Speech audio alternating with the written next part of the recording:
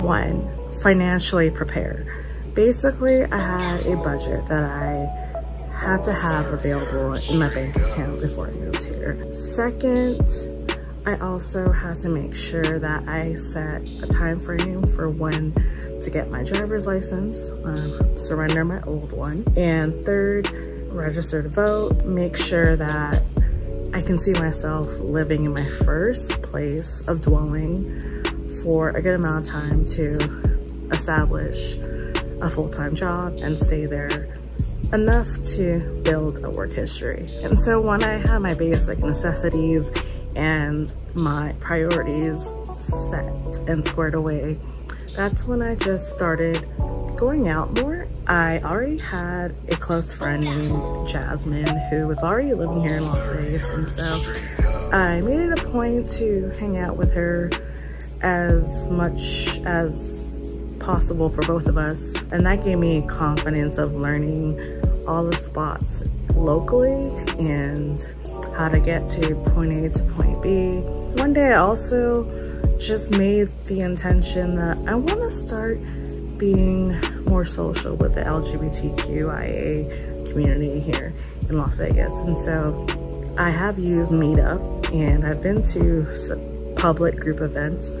Then I started going to a local gay bar that I felt relatively comfortable in, and that first bar was the Phoenix Bar and Lounge. I do visit other bars too. I like to expand my network and meet new people at other locations.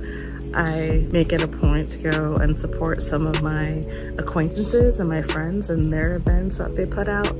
So that's one thing that I wanted to improve on when I moved to Las Vegas, to not only make a change financially and create the lifestyle that I want, but also to network more, and not just professionally, but personally, and really find meaningful connections. So yes, I had used dating apps when I first moved here, but I also made it a point not to burn bridges so quickly. Some dates may not have turned out the way I wanted them to, but because of the connection that I had with the other person or people, it was beneficial to have a friendship with them because the connection was great. Even though it turned out to be platonic, it's always great to have friendships that feel genuine. So moving to Las Vegas also helped me learn the tipping etiquette.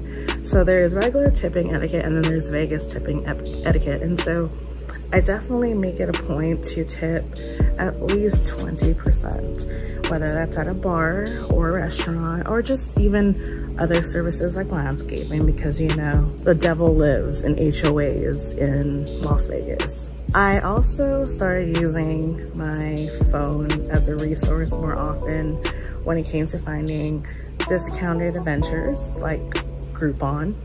I also made a habit of taking advantage of the cashback incentives I have with my bank and my debit card, and also start using Robinhood, the stock trading app, and to really find different ways to make extra cash in addition to my full-time job.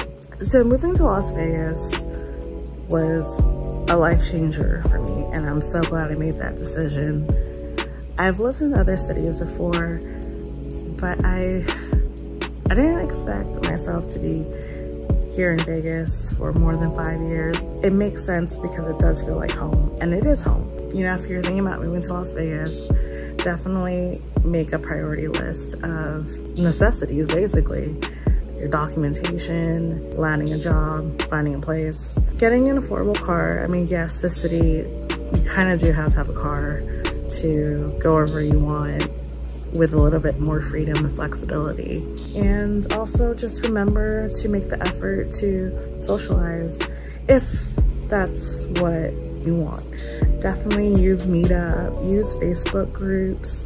Definitely look and stay updated on Facebook events.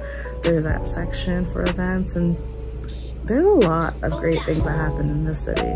And when you play your cards right and your intention to create a certain lifestyle for yourself matches with this city and its culture, I say go for it, you know? Just plan before you move here, but once you set that intention, I'm pretty sure this will be your home. Like, I'm a huge city girl at heart, but I didn't realize how small of a big city Las Vegas is compared to, say, Los Angeles, Chicago, and New York City. There's still higher possibilities of running into the same people that you probably met at a previous function, a conference, or whatever. So I definitely set boundaries, of course. I set personal boundaries. I vet people into my private inner circle, but on a network scale and acquaintanceships, I'm very careful not to burn bridges so quickly. Las Vegas is a very transient city. I've come to accept that, but I've also come to embrace it because that means more opportunities to meet new people.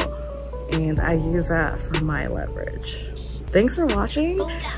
So follow me on social media, Hungry Visionary, and I'll see you guys again next week or whenever I upload.